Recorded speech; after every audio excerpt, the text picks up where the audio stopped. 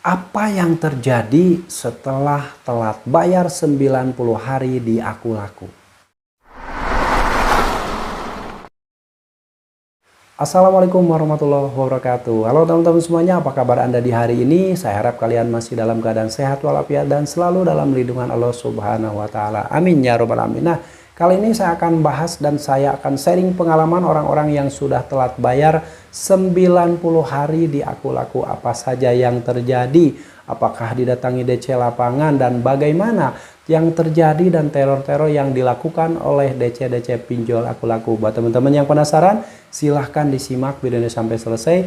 Mudah-mudahan apa yang saya sampaikan ini bisa menjadi penyemangat buat teman-teman semuanya bahwa gagal bayar di pinjol itu bukanlah hal yang menakutkan, tapi gagal bayar di pinjol itu adalah solusi agar kalian lepas dari jeratan utang pinjaman online yang tidak akan pernah selesai sampai kapanpun.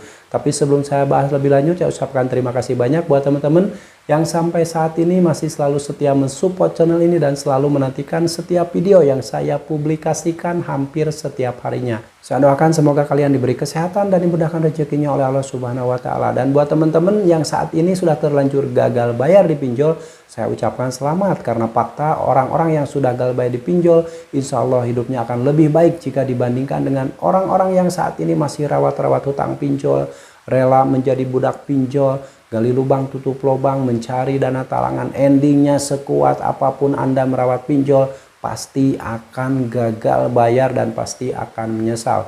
Oke, mengenai telat bayar 90 hari di Aku Laku, apa saja yang sudah terjadi? Apakah didatangi DC lapangan atau tidak? Nah, ini akan saya sampaikan bahwa kalian harus tahu dulu bahwa Aku Laku ini merupakan perusahaan pinjam meminjam berbasis teknologi informasi yang berdiri pada bulan Juli tahun 2013 ya.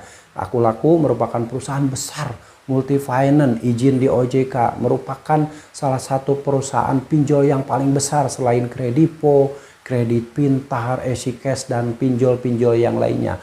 Jutaan orang sudah pernah menggunakan Aku Laku, sudah menjadi nasabah Aku Laku. Dan di antara produk yang ada di Aku Laku itu ada Aku Laku Pay Later dan juga dana cicil.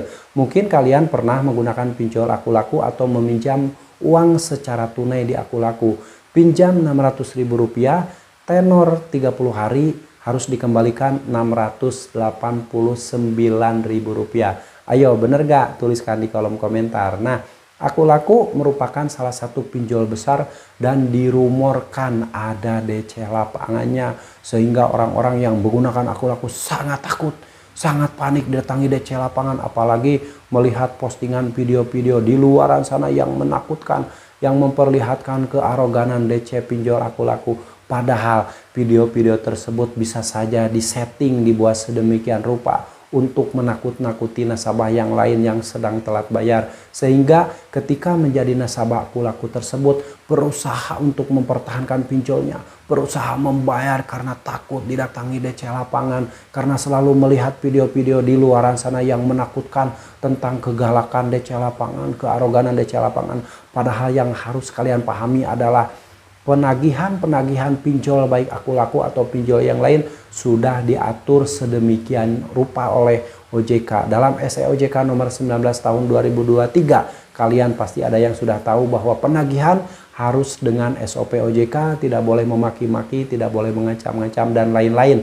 Tapi fakta yang terjadi di lapangan itu 100% terbalik dari yang terjadi dan tidak sesuai dengan aturan OJK. Makanya kalian ketika berusaha meminjam uang di pinjol karena terjebak iklan-iklan yang menipu, lalu kalian mendapatkan situasi yang sulit ketika melakukan pembayaran dan mendapatkan penagihan yang di luar SOP yang sudah dibuat OJK, maka stop pembayaran, tidak usah dibayarkan lagi. Oke, apa yang terjadi ketika telat bayar 90 hari di Aku Laku? Nah, ini telat bayar 1 hari, ingat, Aku Laku hanya melakukan telepon atau panggilan telepon. Tidak ada teror melalui chat WhatsApp, tidak ada teror melalui SMS. Tapi ingat, ini pengalaman setiap orang tidak akan sama.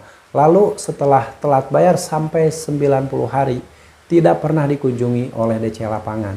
Nah, tapi buat teman-teman yang merasa ketika menggunakan Aku Laku dan telat bayar 90 hari lalu sudah dikunjungi oleh DC lapangan, Tuliskan di kolom komentar apa pengalaman kalian, apa kesan pertama kalian ketika dikunjungi oleh DC Lapangan. Kesan pertama saya ketika dikunjungi oleh DC Lapangan Aku Laku, tidak terjadi apa-apa. DC Lapangan Aku Laku tersebut datang sopan, biasa-biasa saja, tidak mengancam, tidak mencaci maki. Setelah itu 15 menit kemudian dia pergi lagi, walaupun nasabahnya tidak membayar. Makanya kalian jangan tersugesti dengan video-video di luaran sana yang menakutkan. Ingat, yang menakutkan itu adalah pikiran Anda sendiri yang memikirkan sesuatu yang belum tentu terjadi, lalu kalian terlalu melihat postingan di luaran sana yang menakutkan, yang memperlihatkan kekasaran DC pinjaman online, lalu kalian selalu membaca chat WhatsApp, email, atau SMS penagihan dari DC Pinjol, yang mana semua penagihan-penagihan tersebut merupakan kalimat template yang sudah dipersiapkan sedemikian rupa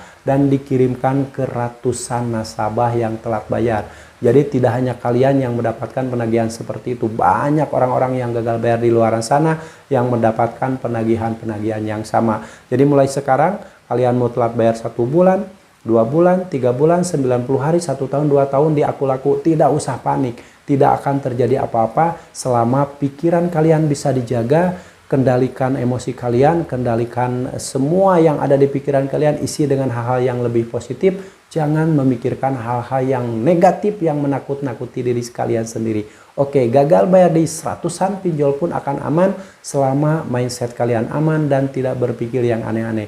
Oke, mudah-mudahan yang saya sampaikan ini menjadi penyemangat bahwa gagal bayar di Aku Laku, di Kredipo, di Kredit Pintar tidak ada masalah selama pikiran kalian baik-baik saja. Tetap berpikir tenang, kuatkan mental, ikhlaskan semua ini sudah terjadi. Mudah-mudahan kedepannya kalian bisa lebih baik lagi tanpa menggunakan pinjol. Hidup kalian lebih semangat lagi, bisa bangkit dari keterpurukan dan tidak membiasakan diri meminjam uang di pinjol, yang mana satu kali saja kalian meminjam uang di pinjol sama saja dengan memasuki dunia kegelapan hidup Anda dan dunia kehancuran hidup Anda. Hati-hati buat teman-teman yang belum pernah menggunakan pinjol.